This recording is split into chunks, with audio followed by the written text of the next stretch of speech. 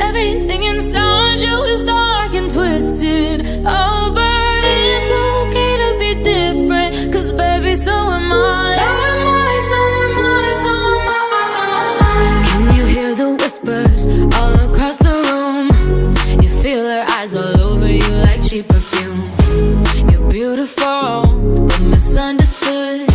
So why you trying to be just like the neighborhood? I can see it, I know what you're feeling. So let me tell you about my little secret. I'm a little crazy underneath this, underneath this. Do you ever feel like a misfit? Everything inside you is dark and twisted.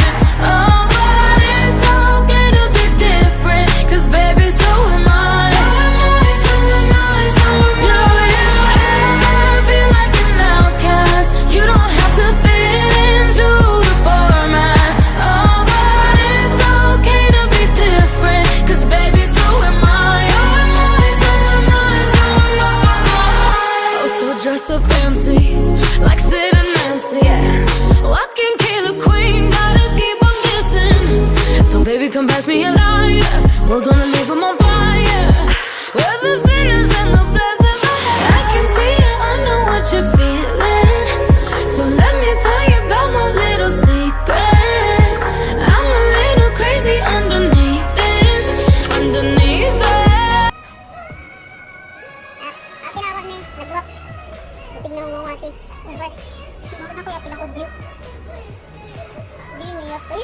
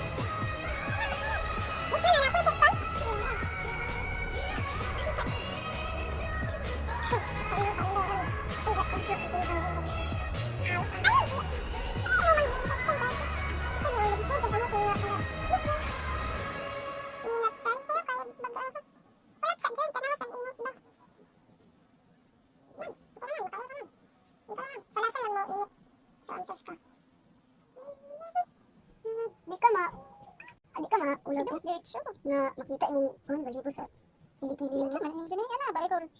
Paspas ah. No. Ay sa duple sa pikas na pod. Uy, daga taas kin balibo. Balibo sa kilikili. Napagali. Oh, dili lang. Bagaw na ko no. No, ibot pala so kuan. Binipis na ko oras.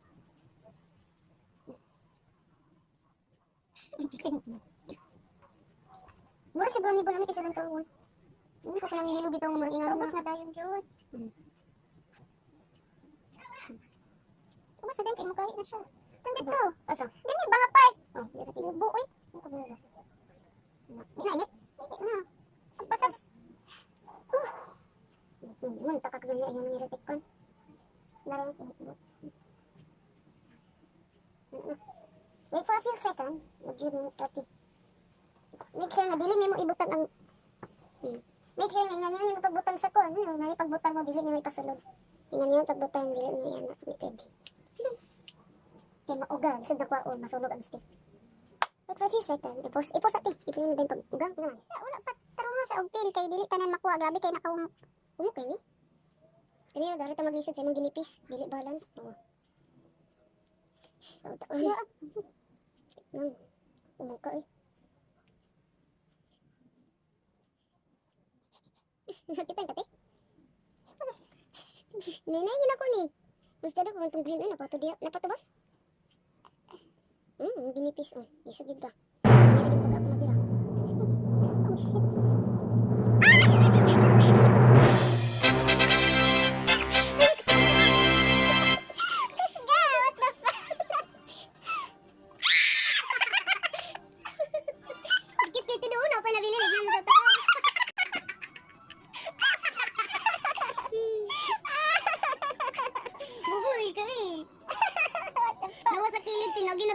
Ginipis na, no.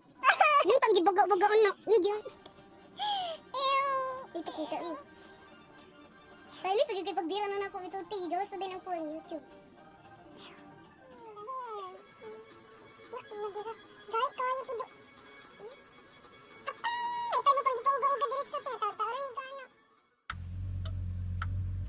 Take a seat right over there, sat on the stairs, stay or leave. The cabinets are bare and I'm unaware of just how we got into this mess. Got so aggressive, I know we meant all good intentions. So pull me closer, why don't you pull me close? Why don't you come on over? I can't just let you go. Oh baby, why don't you just meet me in the middle? I'm losing my mind just a little. So why don't you just meet me in the middle? In the middle, baby. Why don't you just meet me in the middle? I'm losing my mind just a little. So why don't you just meet me in the middle? In the middle. Oh, take a step back for a minute into the kitchen, floors are wet and taps are still running, dishes are broken. How did we get into this mess? Got so aggressive, I know we meant all good intentions. So pull me closer, why don't you pull me close? Why don't you come on over? I can't just let you go. Oh baby, why don't you just meet me in the middle? I'm losing my mind just a little. So why don't you just meet me in the middle?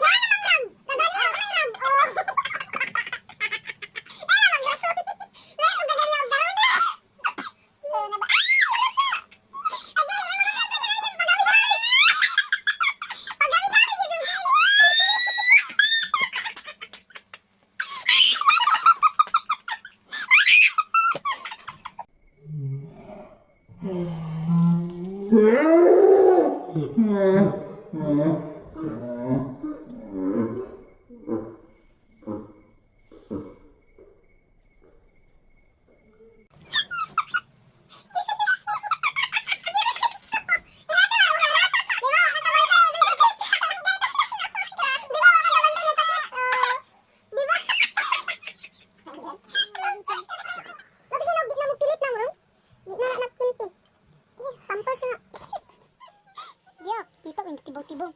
Na-feel mo tiyang sakit? Oo, as in na-feel din ako tanan pagbira sa mga buhok. Pero kanya masakit dito. Masakit to kay kaduha ba yo. So, ito na tayo sa dulo ng video. Ito po yung final verdict ko. Ito po yung nagiging final review ko sa dalawang product na ginamit ko, which is Epilin and Nanny Rose. So, ito pong Epilin, una ko pong ginamit doon dito sa left armpit ko. And masasabi ko sa kanya, masakit siya. Actually, pagka nilagay mo siya, okay naman siya sa feeling. Okay siya sa feeling, hindi siya masyadong, at first time, hindi mo siya maano na mainit talaga kasi syempre, kahit na medyo ano na siya, medyo watery pa siya, hindi naman siya ganun ka-mainit pa rin. So, kayang-kaya lang din ang kutis natin dito sa armpit. Tapos, after nun, mabilis lang din siya, mga 5 to 10 minutes or less than yata. Pwede mo na ipil. Ang nangyari lang dito sa left ko is, hindi ko ginamitan ng cloth, hindi ko ginamitan ng paper. Hindi ko ginamitan ng paper, so, ang nangyari, nung pinil ko siya, ang sakit. Mapapaluha ka talaga ako. Nakikita niyo naman sa video kasi na ang sakit. Tapos, 2 beses pang pinul na kapatid ko. 2 beses niyang pinul. Kasi, nag-stuck siya sa gitna. Kasi nga, wala nga siya makakapitan na pag-pull niyang ganun. So, 2 kamay ginamit niya pag ganun. Na parang siguro nabitawan niya siya. Tapos, inulit niyang ganun. Opo. So, yung yung result niya, okay naman siya. Natatanggal naman siya. It really, talaga kung ano yung sinabi nila sa na i-remove yung yung mga hairs, and then smooth naman siya after. Kaya lang, yun nga, mahapde. Actually, mahapde. Kasi nga, I've tried yung hair removal na isa, yung green, yung may aloe vera. Na-try ko yung green, and that was really walang pain.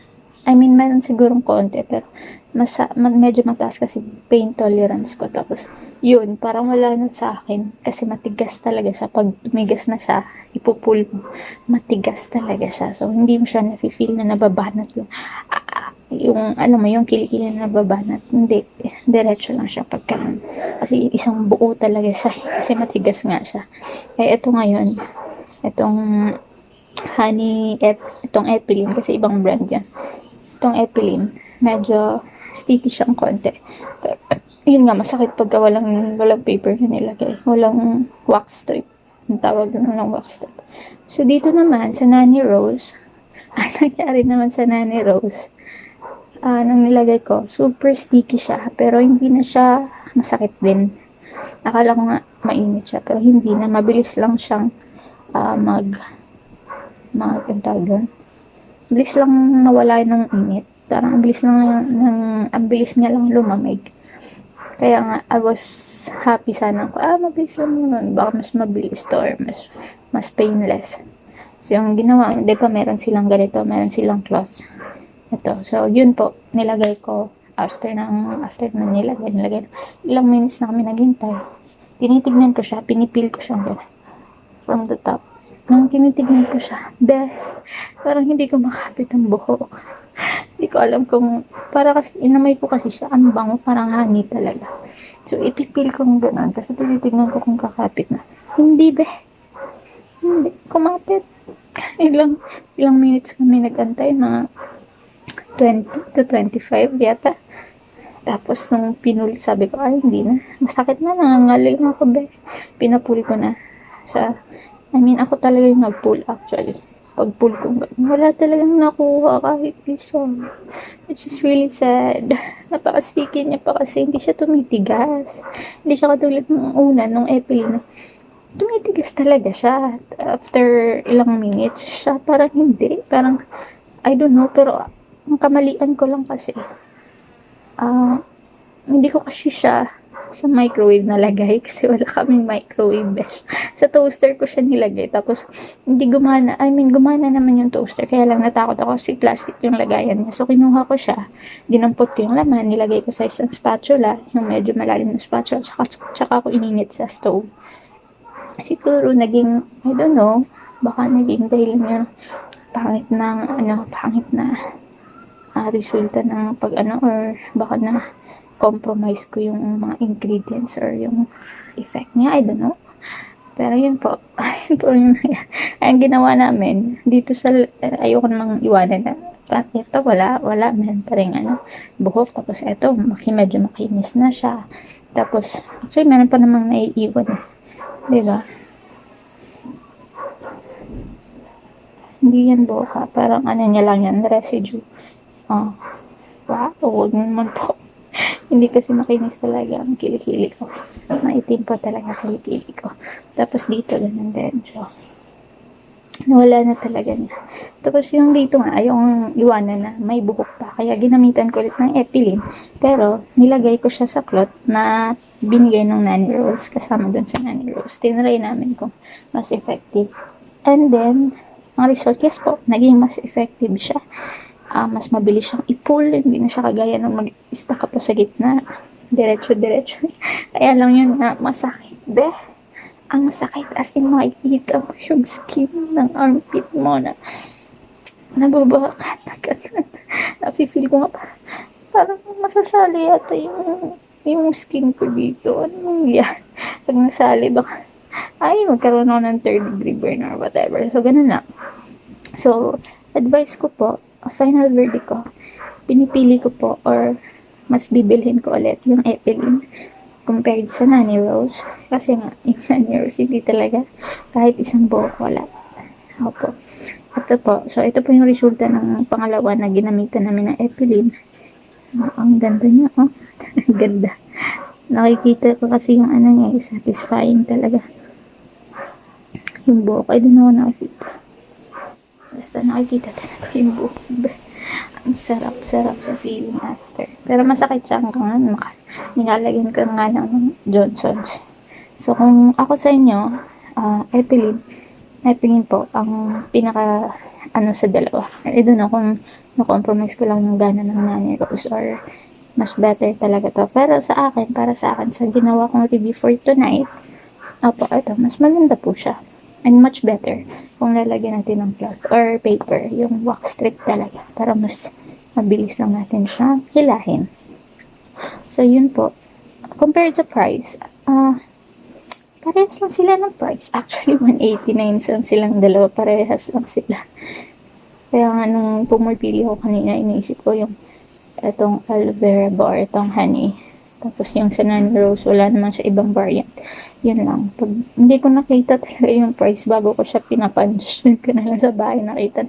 Ay, 199 pala each ito. Mahal-mahal naman. Mahal siya. Gusto ko nga sana itry yung cold wax. Wala ka nakitang cold wax. Walang available. So, ito na lang. Hot wax na lang muna. Taste muna tayo sa mainit. And so, yun po. Final verdict ko. Yun po ang final verdict ko. Epilin ang nanalo. Subscribe. Please like and subscribe my YouTube channel. This is my first vlog.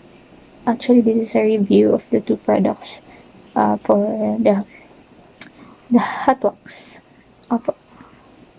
Sana po supportahan niyo po ako, and hindi lang ito ang magiging last video ko. Gusto ko pa pong gumawa kasi nga gawa nga ng quarantine ito. Beshi, sana po matapos na lahat. Wag po kayong lalabas ng bahay kung hindi importante po.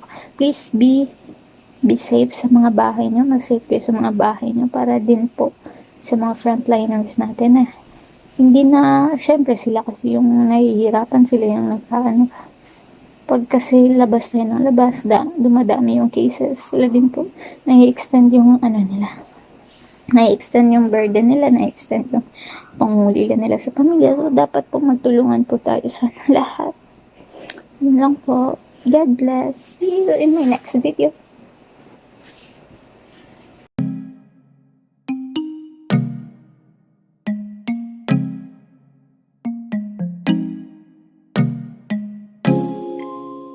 Yeah.